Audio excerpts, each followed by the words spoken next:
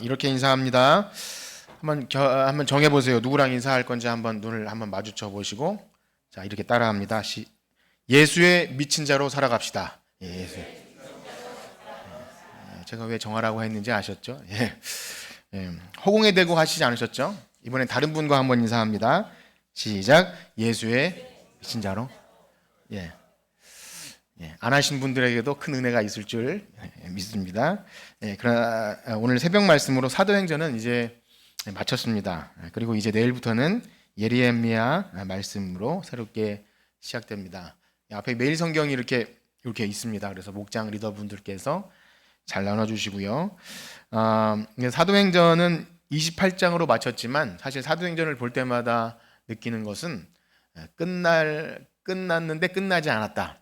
즉 예수님 다시 오실 때까지 사도행전이 끝나지 않는 거죠. 29장을 써 내려가는데요. 그래서 사도행전 마지막이 어떻게 결말 같지가 않고요. 계속 하나님 말씀을 전하고 가르치더라. 그렇게 그냥 현재 진행형으로 끝납니다. 그래서 지금 우리에게 허락하신, 여러분들에게 허락하신 삶의 현장, 그리고 오늘 그리스도의 몸된 교회, 그리고 선교회, 전도의 현장, 그 어느 곳에나 오늘은 계속해서 사도행전 29장을 우리는 써 내려가는 줄 믿습니다.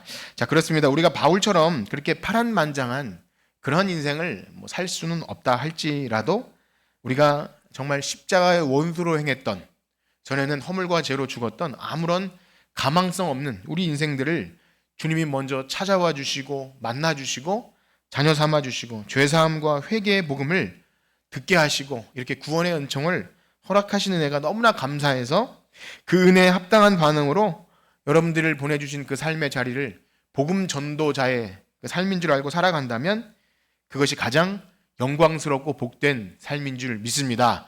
그러한 것을 복되다 여기는 분들이 진짜 구원받은 성도인 것이죠. 그렇습니다. 그래서 지난주에는 그런 말씀을 드렸는데요.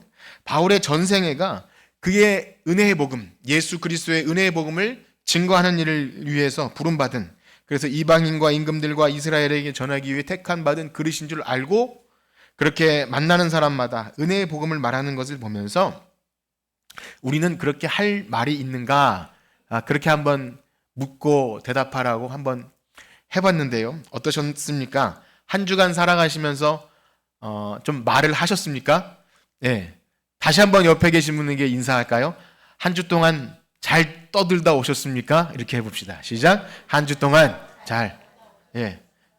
제가 말씀드린 떠드는 그냥 수다가 아니라 어떻게든 복음을 얘기할까 접점을 찾는 그 애씀과 노력이죠. 복음을 말하기 위한 방향들 생각해 보면 우리가 잠깐 만나고 헤어지는 사람이 있지 않습니까? 어떤 거리를 통해서나 아니면 저는 이번 주에 당근을 좀 많이 했는데요. 당근 아십니까? 당근? 네. 그런 게 있어요. 중고를 거래하는, 근데 그냥 잠깐 헤어지는 사람들 사이에서도 어떻게 하면 이 짧은 시간에 복음을 말할 수 있을까를 가지고 이렇게 행동하고 말하다 보면 조심스럽기도 하고 그런 것이 있는 거죠. 안타깝게도 본론도 들어가지 못하고 헤어질 경우가 있기 때문에 그냥 서론만 얘기하고 끝나는 경우도 있습니다. 그럼에도 불구하고 저 사람이 교회는 다닐까? 복음을 할까? 뭔가 저 사람에게 문제가 있어 보이는데 이렇게 말할 수 있는 접점을 찾을 수 있을까? 그러다가 끝나기도 합니다. 그러나 어쨌든 우리가 주신 허락하신 관계들 안에 내가 어떻게 하면 저 사람에게 복음을 아는지 또 궁금해하고 만날 수 있는 여러분들에게 그런 마음이 있다면 사도행전 29장을 써 내려가는 줄 믿습니다. 그래서 지금 말씀을 드리는 것은 여러분이 단순히 교회 한 명을 데려오냐 안 데려오냐 이 차원이 아니라 그런 거죠. 우리가 은혜로 부름받은, 그래서 구원받은 성도로서 살면서 이 땅에 보내어진 삶의 현장이 바로 그 말을 하라고 보내주신 자리임을 알고 산다면 우리의 모든 말과 행동과 마음 쓰는 것, 언행심사, 그러다 보면 이기적인 욕심도 내려놔주고 때로는 내가 그렇게 예의 바른 사람이 아니어도 착하게 행동하려고 또 말도 좀 곱게 하려는 이 모든 것들을 또 때로는 마땅히 요구해야 될 권리조차 포기해야 될 어떤 순간들, 다 이런 것이 왜 있는 것입니까? 예수님 때문에 있는 거죠. 예수와 복음. 우리가 예수님께 조금이라도 미친 것이 있다면 다른 것, 물질적인 손해 혹은 내가 취할 수 있는 어떤 정당한 권리조차도 때로는 살짝 손해를 보는 것, 이것이 바로 예수님 때문인 것이죠. 그렇습니다. 예수님을 위해 우리가 쓰임받을 수 있다면, 누군가 한 명 하나님 나라의 은혜의 복음을 알고 구원받은 성도가 되는 것에 우리가 사용될 수 있다면, 그것이 우리의 인생에 살아가는 것 중에 가장 값지고 영광스러운 삶 아니겠습니까? 그렇게 되기를 축복합니다. 그분들이 바로 진정한 회심이 있고 구원받은 증거가 있는 것이죠. 그래서 오늘 본문에 보면 바울이 아그리빠 왕 앞에서 이런 얘기를 하는데요. 우리 20절 말씀 한번 같이 읽어보겠습니다. 20절입니다. 시작. 먼저 다메섹과 예루살렘에 있는 사람과 유대 온 땅과 이방인에게까지 회개하고 하나님께로 돌아와서 회개에 합당한 일을 하라 전함으로. 오늘 우리가 읽은 본문은 이 아그리빠 왕 앞에서 자신이 왜 이렇게 지금 결박당한 상태에서 이 말을 하고 있는지 그 이유를 말하는 그 변론 장면인데요. 우리가 오늘 함께 전체를 읽지 않았지만 이 앞의 내용을 보면 바울은 이 아그리빠 왕 앞에 서서 먼저 변론하기 전에 굉장히 예의 바르고 깍듯하게 당신이 참 이 나라의 왕인 줄 제가 압니다. 이렇게 좀 예의 바르게 왕으로서 좀 높여줍니다. 어떤 아부성 발언이 아니라 이 아그리빠가 굉장히 열등감이 있던 사람이었어요. 그래서 큰 위엄을 갖추고 막 의리의리하게 지금 이 자리를 마련한 것입니다. 그러니까 그걸 인정해 주는 것은 참 어찌 보면 그 사람에게 복음을 듣게 하기 위한 좋은 밑작업이 되는 거죠. 그리고 그가 관심을 가질 만한 유대인들이 바라고 기다리던 소망에 관해서 얘기합니다. 아그리빠 왕은 혈통이 좀 그래서 유대주의를 잘 가르치고 배우고 그렇게 따라하려고 하는 그런 마음이 있었어요. 그래서 유대인들이 어떤 생각을 가지고 있는지 잘 아는 왕입니다. 그래서 바울은 그가 관심 있어 하는 얘기를 시작하고요. 그리고 이어서 바울 자신도 사실은 이것을 믿지 못했습니다. 그렇게 아그리빠와 이렇게 동질감을 불러일으킵니다. 그래서 지금 자신을 고발하는 유대인들이나 아그리빠 왕 당신도 믿지 못하는 것을 제가 충분히 이해할 수 있습니다. 그렇게 얘기한 거죠. 바울은 이처럼 복음을 잘 전하기 위해서 상대의 관심을 불러일으키고 이렇게 대화의 장을 열어갑니다. 여러분 어떠십니까? 이런 것들이 좀 있나요? 여러분들의 무뚝뚝함과 혹은 예의 없음과 그냥 돈 주고 거래하는 사이지 이렇게 하는 것이 아니라 어떤 만남 속에서도 우리가 이렇게 다가갈 수 있는 것은 벌써 저 사람이 복음을 알까라는 그런 관점이 이미 우리에게 형성되어 있는 것이죠. 그래서 한 주간 어떤 말을 했는지를 생각하는 것은 우리가 과연 예수님께 조금이라도 미쳐 있는 장가, 예수와 복음이 내 삶과 관련이 있는가가 우리의 말에서 드러납니다. 자, 그리고 난 이후에 바울은요, 그런 복음의 원수로 행했던 자신과 같은 인생을 어떻게 예수님이 만나 주셨는지 다메섹 사건을 말하게 되죠. 벌써 바울은 여러 번 다메섹에서 만난 예수님을 만나는 사람에게 말합니다. 그것은 이 다메섹 사건을 이야기하는 이유는 뭐죠? 이것이 인간의 지식이나 경험, 내가 많은 학문을 배워서 얻게 된 것이 아니라 바로 유대인들이 그토록 기다렸던 그 약속의 소망들, 그토록 오시기를 기다렸던 메시아 예수 그리스도가 이 땅에 오셨고 죽으시고 부활하셔서 지금도 살아계셔서 나를 만나 주셨습니다. 그 부활하신 예수님 이야기를 만나는 사람에게 전하는 거예요. 그런데 바울은 지금 아그리빠 왕 앞에서 자신이 겪은 다메섹에서 만난 예수님 이야기를 어떤 신앙 간증하듯이 내가 본 천국 혹은 내가 이런 놀라운 경험을 했습니다. 이런 식으로 신앙 간증을 하는 차원의 이야기를 하는 것이 아니라는 것을 금방 알게 됩니다. 즉 자신이 기독교 복음을 알기 전과 후에 도대체 어떤 변화가 일어났는지 그 전과 후를 극명하게 대조해 주죠.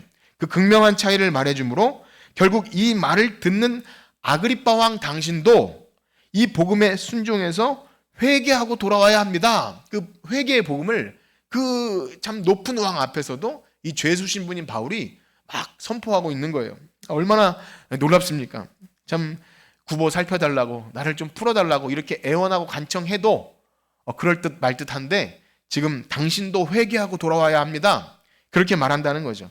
그렇습니다. 바울은 결국 아그리빠 왕을 좋은 말로 설득해서 한번 믿어보시겠습니까? 이렇게 하는 것이 아니라 당신도 회개하고 돌아와야 합니다. 그렇게 선포하고 있는 거예요. 그리고 이 복음에 복종하지 않았던 과거 자신의 모습이 마치 가시채를 뒷발질하는 그러한 모습이었다.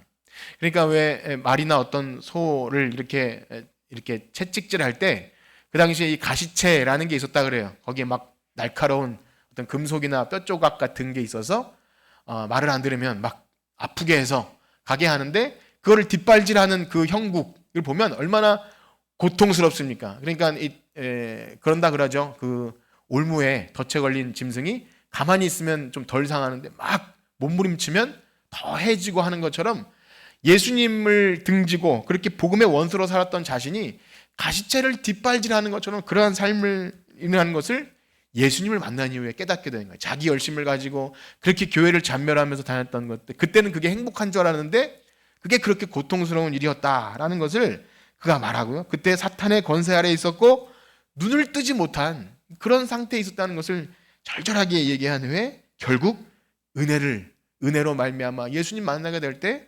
죄사함과 거룩하게 됨과 영생의 소망을 얻게 되었습니다. 지금 그 얘기를 그 큰 위험 있는 아그리빠 왕 앞에서 복음을 전한다는 거죠. 그래서 바울은요, 이후에 이어지는 본문에 보면 자신이 전하는 복음이 그런 회개에 합당한 일을 하는 복음이다. 그렇게 절절한 이 변화가 있다면 이제는 그 예수 그리스도의 복음을 위해 사는 것이 너무나 당연한 것이다. 지금 그 얘기를 하고 있습니다. 우리 20절에서 23절까지를 다시 한번 보겠습니다. 20절에서 23절입니다. 시작. 먼저 다메섹과 예루살렘에 있는 사람과 온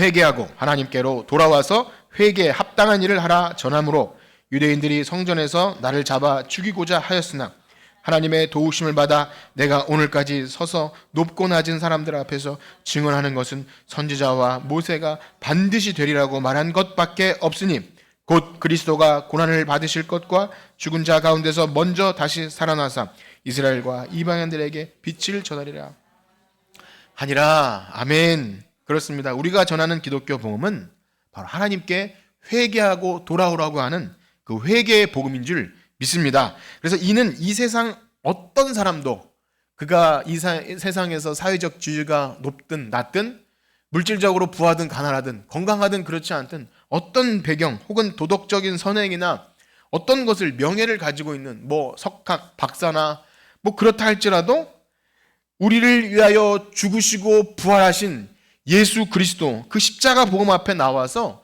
죄사함과 회개에 그 극적인 사건이 없다면 그 누구도 구원을 받을 수 없다는 사실을 전하고 있는 것입니다. 여러분 믿으시나요? 예, 그렇기 때문에 바울은요, 지금 자신이 앞에 있는 아그리빠 왕도 왕이라는 신분 뒤에 숨어서 자신의 그 어떤 위험을 드러내는 그런 거 있을 때가 아니라, 당신 왕이라고 그렇게 뻑적지근하게 있을 때가 아니라 십자가 복음 앞에 회개하고 돌아오십시오. 지금 그 말을 하고 있습니다.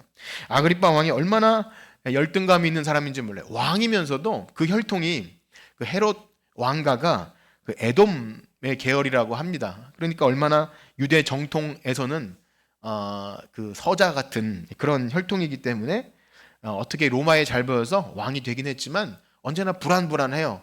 언제나 이 몰락해가는 이 왕족입니다. 그러다 보니까 포악하기도 하고 왕이 났다는 소리를 들으니까 그 2살 이래로 남자아이를 다 죽이는 그런 포악함이 어디서 나오냐면 그 열등감이에요. 진짜 참 든든한 왕족이면 뭐 어디서 왕이 나와도 뭐 나사렛 촌동네에서 왕이 나와도 그게 뭐가 이렇게 화가 나겠습니까? 그런데 그는 그렇게 열등감에 사로잡혀 있어요. 그런 모습으로 지금 바울 앞에 서 있는 것이 얼마나 텅 빈 인생입니까? 초라한 거죠.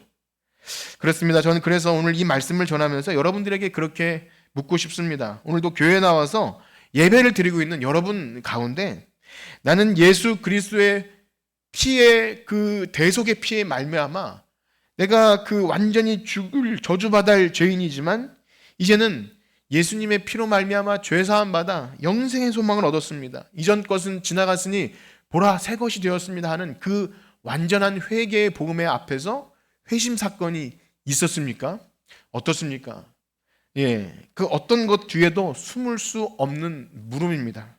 왕은 아니라 할지라도 이 질문은요, 여러분들이 내가 믿은 지 얼마가 되었고 직분이 어떻고 내가 교회를 위해 뭘 했으며 전에는 얼마나 뜨거웠는지와 아무 상관이 없습니다. 바로 지금 오늘이라는 이 시간 내가 그 예수 그리스도의 피로 말미암아 죄 사함 받은 그 은혜 때문에 전과 같이 살 수 없고 이제는 복음 때문에 내가 예수님께 붙잡힌 바 된 그것을 향해 달려갑니다. 그런 마음이 지금 현재 있습니까? 그렇지 않다면 우리는 아그리빠 왕보다 못하면서도 그 어떤 허물 뒤에 그 어떤 그 보여지는 그 외형 뒤에 직분과 어떤 것 뒤에 숨어 있는 것 아닌가? 우리는 그렇게 생각해야 됩니다. 그런데요, 놀라운 사실은 이 십자가 복음은 성령님께서 그 마음을 열어서 듣게 하시고 반응하게 하지 않으면요, 이런 말을 들어도 결국 미련하게 여겨집니다. 하다못해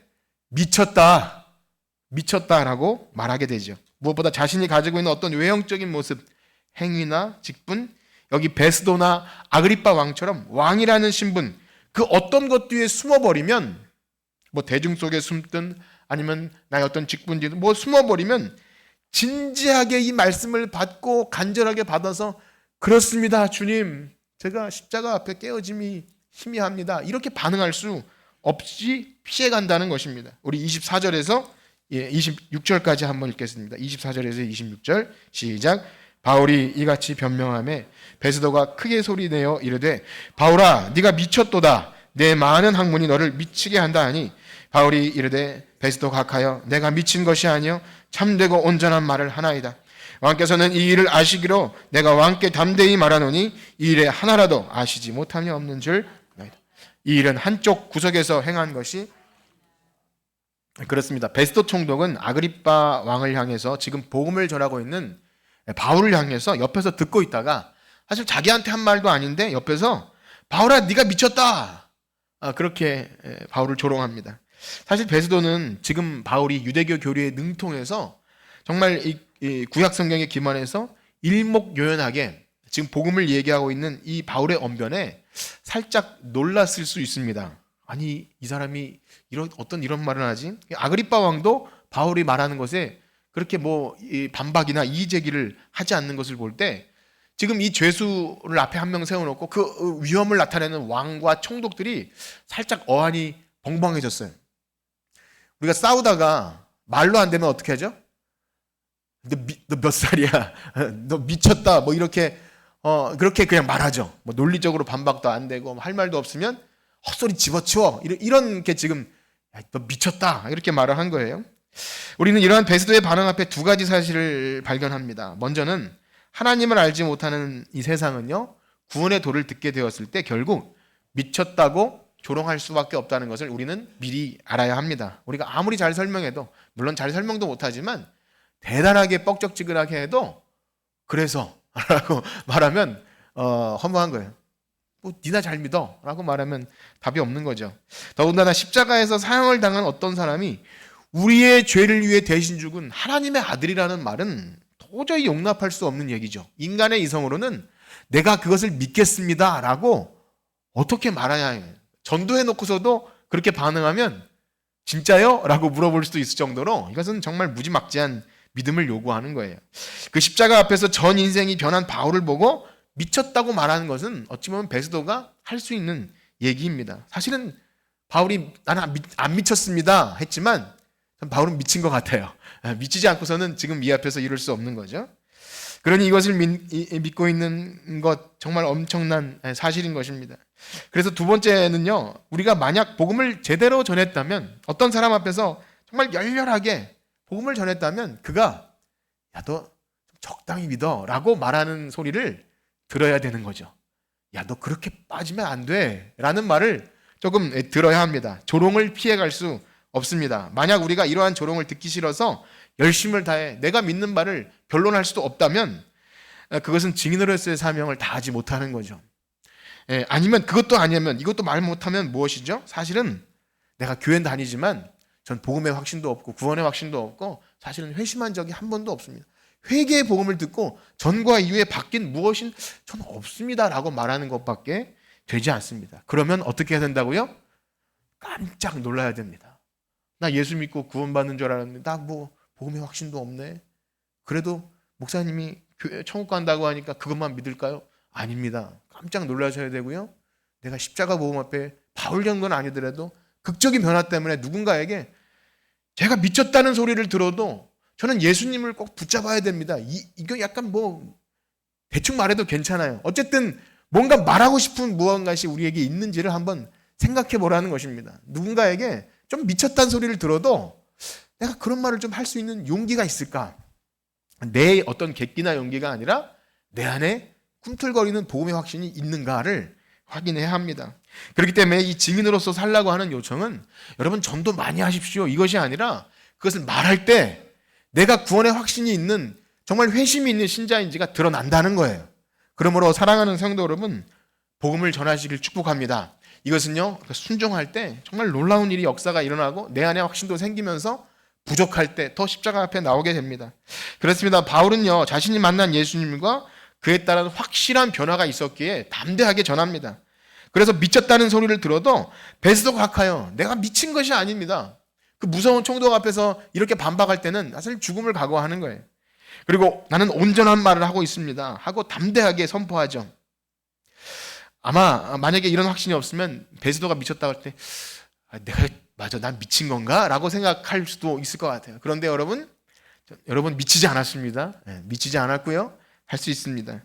그리고 이어서 이렇게 미쳤다는 소리를 들어도 그런 조롱에 조금도 굴하지 않고 계속해서 아그리빠 왕에게 권유를 하는데요. 물론 아그리빠 왕의 반응은 냉담하지만 바울은 이렇게 말합니다. 마치 설교하듯이 우리 27절에서 28절까지 읽겠습니다. 27절에서 28절 시작. 아그리빠 왕이여 선지자를 믿으시나이까? 믿는 줄 아나이다. 아그리빠 바울에게 이르되 내가 적은 말로 나를 권하여 바울이 만난 첫 번째 총독 벨릭스 기억하십니까? 벨릭스, 베스도, 아그리빠 이 순서인데요. 벨릭스는 복음을 듣고 두려워하긴 했다 그래요. 막 심판, 그다음에 회개, 저주 이런 얘기를 들으니까 두려웠는데 자신이 추구하던 물질과 명예를 잃을 것이 두려워서 복음에 반응하기를 주저했습니다. 그래서 바울이 돈이 좀 있는가 싶어서 돈을 받을까 해서 바울을 자주 불러내서 만났죠. 결국 베스도가 복음을 제대로 듣지 못하게 된 장애물은 물질과 명예였어요. 내가 혹시 회개하고 예수 믿기로 결심하면 내가 이거 다 내려놔야 되나? 뭐 이런 걱정이 있었을 것 같습니다. 그리고 오늘 살피게 되는 이 총독 베스도는요, 바울이 전하는 복음 앞에서 네가 미쳤다, 자신이 이해하지 못한다 해도 상대방에게 미쳤다 하는 것은 참 예의도 없을 뿐더러 이 복음을 듣기에 참 부정적인 안타까운 사실이죠. 그리고 지금 이 우리가 살피고 있는 아그리빠 왕은요, 바울이 전하는 말을 사실 다 알아들었습니다. 그는 지식적으로도 그렇고 유대 전통과 바울이 말하는 이 모세일과 선지자의 글에 말하는 이 소망, 그리고 내가 전하는 것이 절대 유대 법에도 틀리지 않은 이게 진짜입니다라고 말할 때 그는 마음에 지식적으로 이거를 분명히 이해하고 알았을 겁니다. 그런데 지금 아그리빠가 어떻게 반응하냐면 야, 네가 적은 말로 나를 권하여 그리스도인 되게 하려는구나. 이게 뭐냐면 동문서답과 같은 말로 미꾸라지처럼 빠져나가는 말이에요. 우리가 복음을 전하다 보면 이런 말을 한 사람 때때로 있어요. 알았어. 뭐 어쨌든 뭐 하면서 딴 말로 돌리는 거죠. 아그리빠 왕은 이렇게 말할 수밖에 없는 것은 그가 틀리지 않았으며 그럼에도 불구하고 나는 지적으로 동의하지만 거기에 내가 막 회개하고 뭐 진지하게 듣고 뭐 이렇게 하기 싫다는 거죠. 저는 이 모습을 볼 때 참 이러한 여러 가지 이유로 복음을 거부하는 영적으로 어두운 상태의 사람들을 보면서 혹여 우리에게 이런 모습이 있지 않은가를 우리는 살펴야 한다고 믿습니다. 말씀을 통해서 이 복음의 초청, 우리는 복음을 예수 처음 믿을 때만 듣는 게 아니라 늘 들어요. 설교 시간에 묻지 않습니까? 여러분들에게 회심이 있었냐, 회개가 있었냐 묻는 것은 복음의 초청이에요. 그런데 이를 들을 때 혹시 내가 가진 어떤 것을 내려놓는 것이 두려워서 내가 절절하게 믿으면 내가 이제까지 했던 이런 것들 내려놔야 되나? 주일 한 번도 안 빼먹고 물질도 11조도 철저히 드리고 난 이렇게까지는 이런 것이 두려워서 혹시 내가 복음을 못 듣지 않나? 이런 경우도 있고요. 지금 내가 목사님 얘기를 들으니까 별로 나에겐 이해가 안 돼. 목사님 이상한 소리 하는 것 같아. 이렇게 베스도처럼 반응하는 것이 있잖아요. 여기 오늘 아그리빠. 지식으로는 알았지만 진지하게 반응하고 정말 그런가 해서 시간을 내어드리며 더 묻고 목사님 저는 이런 게 있습니다. 이런 좀 진지하게 나아가고자 하는 마음이 어디서든가 거기서 걸려버리면 적은 말로 내가 이 정도로 예수님 믿기는 어렵습니다. 뭐 예를 들면 이런 빠져나갈 궁리를 하게 된다는 것입니다. 어떻습니까? 여러분, 하나님 말씀을 들으면서 어떤 지점이 있을 때 그래도 어떤 스파크가 있지 않겠습니까? 성령님께서 그 마음을 여실 때가 있어요. 그런데 어떤 게으름이나 나태함이나 자만이나 내가 이제까지 그래도 내가 예수 믿은 지 얼마인데 뭐 이런 허울과 껍데기 같은 것으로 진지하게 예수님을 믿어보고자 하는 그런 마음까지 들어가지 못하는 것, 어떤 장애물이 있다면 감지하고 기도와 말씀으로 제거하기를 축복합니다. 만약 그걸 그대로 두면요, 씨앗이 뿌려질 때 가시덤불과 또 돌짝밭처럼 조금 뭔가 있어도 금방 사그라드는 것처럼 믿음이 자랄 수가 없고요, 열매를 맺을 수가 없습니다. 자, 그런데 이 말씀을 통해서 깨닫는 것 또 한 가지는요, 오늘 하나님의 영에 감동되어 정말 하나님의 그릇으로 쓰임받는 이 사도 바울, 사실 감옥에서 2년 동안이나 갈고 닦았어요. 아그리빠 왕 앞에서 이 말을 하려고 2년 동안이나 준비했어요. 그렇게 준비한 복음을 지금 제대로 먹히고 있습니까? 안 먹히고 있습니까? 안 먹히고 있다는 거예요. 야, 네가 그 적은 말로, 바울이 말한 말은 적은 말이 아닙니다. 엄청난 말을 쏟아낸 거예요. 그런데 안 먹힌다는 거죠. 전 여기서 큰 위로와 감동을 받게 돼요. 어떤 위로냐면, 먼저는 참 나와 같은 완고하고 고집스러운 자, 제가 전에도 말씀드렸지만 저는 보이스피싱이나 누가 이렇게 저에게 이렇게 무슨 말을 해서 잘 이렇게 속지 않습니다. 예, 똑똑해서 그런 게 아니라 돈이 아깝기 때문에 절대 손해나는 일을 잘 당하지 않으려고 그렇게 눈 바짝 뜨고 그렇게 살아요.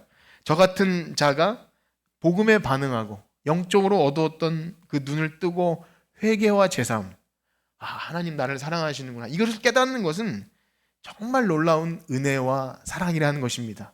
여러분 그러하십니까? 그래서 전 찬송가 중에 하나님의 은혜로 이 쓸데없는 자 왜 구속하여 주는 자 난 알 수 없도다, 그 찬양이 너무나 절절해요. 왜 내게 성령 주셔서 주 예수 믿게 하는지 난 알 수 없도다. 여러분 아십니까? 모르겠다는 거예요. 저도 모르겠어요. 때때로 나 같은 자 어떻게 목사 앞에 설교를 하는가, 참 놀랍습니다. 여러분에게도 그런 은혜가 있기를 축복합니다. 또 한 가지는요, 그 대사도가 전에도 그렇게 냉소적으로 반응하는데 하물며 우리가 전할 때, 제가 전할 때 별로 좋지 않은 반응이 있다는 것에 대해서 그렇게 낙심할 필요가 없다는 것을 알게 됩니다. 조금 못 알아듣거나 뭐 주무시거나 혹은 딴청을 해도 괜찮은 거죠. 지금 사도 바울이 말하는데도 너 미쳤다, 너 그 정도 말로 나를 믿게 해 라고 그렇게 비아냥과 조소가 있는데, 저는 설교 준비가 너무 어렵거든요. 더 어떻게 설득할 자신이 없는 거죠. 그런데 이것을 듣고 너무 좀 이해가 되고 막 성령의 충만함이 있습니다라고 막 반응하면 저는 아마 교만하고 미쳐 돌아갈 수도 있어요. 그래서 이 정도가 딱 좋다라는 생각이 듭니다. 무엇보다 은혜의 복음을 진정 최고의 복으로 아는 증인들은요, 아무리 미쳤다는 소리를 들어도, 뭐 적은 말로 그리스도인 되게 하겠냐 소리를 들어도 계속 전하는 거예요. 담대하게 복음을 전할 때 그 마음을 움직이시는 분은 하나님이심을 믿기 때문에. 바울은 지치잖아요. 이제 사도행전이 맞춰지는데 거기 로마에 있는 유대인들에게 바울이 마지막 순간까지 계속 처음부터 다시 시작을 해요. 전 최근에 그런 걸 느꼈어요. 누군가 정말 생짜배기, 아무것도 모르는 사람에게 창세기부터 얘기하고 아담 하와부터 얘기하고 이거 피곤한 일이다라는 생각이 드는데 바울은 하나도 안 그런 것 같아요. 여러분, 이 모세 선지자, 이게 무슨 뜻인지 아세요? 예수님 이야기예요. 그 모세가 말했던 율법, 또 선지자가 말했던 보내주신 이 유대인들을 다시 처음 만난 유대인들에게 그 얘기를 다시 시작해요. 그들이 듣든지 안 듣든지 그들에게 그 말을 할 때 지치면 안 되겠구나, 롱런해야겠구나, 그런 생각을 합니다. 그렇습니다. 이 은혜의 복을 최고로 아는 사람들은 그렇게 말해요. 저는 괜찮아요. 뭐 미치다고 얘기해도 괜찮습니다. 저는 이 말을 계속 할 것입니다 하면서 결박당한 것 외에는 여러분도 다 저처럼 됐으면 좋겠습니다, 이렇게 말한다는 거예요. 우리 그 부분을 한번 읽어볼까요? 29절 말씀입니다. 시작. 바울이 이르되 말이 적으나 많으나 당신뿐만 아니라 오늘 내 말을 다 이렇게 결박된 것 외에는 나와 같이 되기를 하나님께 원하나이다. 아멘. 우리 옆에 계신 분과 인사합시다. 권사님도 저처럼 됐으면 좋겠습니다. 장로님도 저처럼 됐으면 좋겠습니다. 한번 물어보세요. 어떻게요? 라고 물어보세요. 어떻게요? 미쳤으면 좋겠습니다. 예. 예. 사랑하는 성도 여러분, 한번 생각해 보십시오. 지금 죄수가 사슬에 매인 상태로 왕 앞에서 왕이시여, 결박당한 것 외에는 저처럼 됐으면 좋겠습니다. 지금 이렇게 말하는 건 얼토당토하는 얘기예요. 저주스러운 얘기입니다. 야, 내가 너처럼 미치라고 하는 얘기밖에 되지 않아요. 저주스러운 얘기입니다. 그러나 우리 기독교는 그런 종교입니다. 세상을 향해서 미쳤다는 소리를 들을 만큼 우리가 전하는 복음은 세상 사람들이 원하는 화려하고 복된 그러한 욕망을 채워주는 종교가 아니라는 겁니다. 아니, 화려한 욕망도 아닌 그저 평범한 삶을 보장해주는 종교도 아닙니다. 그러면 무엇이죠? 미쳤다는 소리를 들어도 그 안에 무한하게 넘쳐오르는 예수 생명, 예수님께서 내 안에 계시기 때문에 그 영원히 샘솟는 영생의 기쁨의 소망이 있어서 여러분도 저는 당신처럼 큰 집이나 의리의리한 어떤 명예나 없어도 제가 가진 게 더 귀해요. 여러분, 그렇게 미치시길 축복합니다. 상대방이 나보다 더 많아서 우린 때때로 열등감 느끼잖아요. 가끔씩 동창회나 친구들, 야, 저 집 자녀들은 저 부인들은 이렇게 명품 가방과 엄청 그런 게 있으면 열등감 느끼십니까? 안 느끼십니까? 안 느끼셔야 돼요. 이렇게 미쳐야 되는 거예요. 야, 나는 예수님이 있어서 너보다 더 행복해라고 말할 수 있는. 그럼 이렇게 했죠. 미쳤구나라고 말하겠죠. 난 미쳤어. 그렇게 말할 수 있는 것. 저는 한 주간 살면서 호구가 되어야 하는 상황들 앞에 자주 서게 됩니다. 약삭빠른 사람들 앞에서 눈 감으면 코 베어가는 그런 사람들 앞에서 바짝 정신 차리지 않으면 손해를 보겠구나 하는 그런 상황 앞에서 혹시나 그런 사람들도 복음을 들어야 할 사람이라면 혹 나의 이기적인 어떤 행동 때문에 복음을 듣는 일에 장애가 되지 않도록 내가 조금 손해보지라는 그런 생각을 하게 되죠. 그러나 저는 담대하게 여러분에게 선포합니다. 여러분, 예수 믿는 것 때문에 미친 소리 듣고 손해보기로 작정했다면 하나님이 그 삶을 그냥 내버려두지 않는다는 것을 믿으시길 축복합니다. 하나님은 절대 그렇게 손해보지 않게 하셔요. 미쳤다는 소리를 듣고 혹 물질적으로 여러분이 내 권리를 좀 포기해도 예수와 복음을 위해 그렇게 했다면 하나님께서 여러분들의 삶을 책임져 주실 줄 믿습니다. 여러분 어떻습니까? 한 주간도 예수님 때문에 미쳤다는 소리 한번 들어보시겠습니까?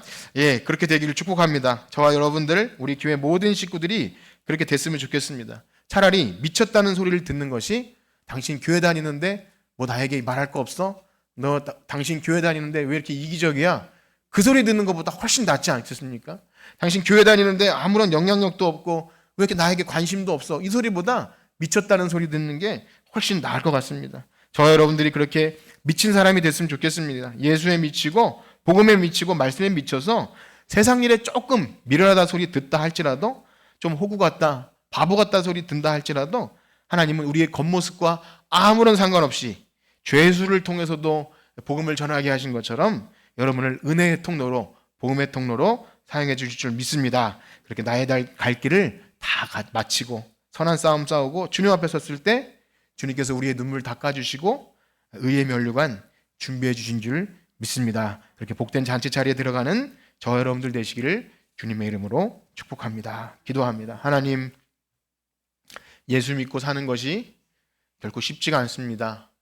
복음을 전해야 된다는 것이 의무와 부담이 아니라 진정 십자가와 거듭남이 우리의 삶의 최대 행복이라면 우리는 말하지 않을 수 없기에 미쳤다는 소리를 들어도 말해야 하는 것이 우리의 숙명입니다. 하나님, 그 일을 위해서 우리가 손해도 봅니다.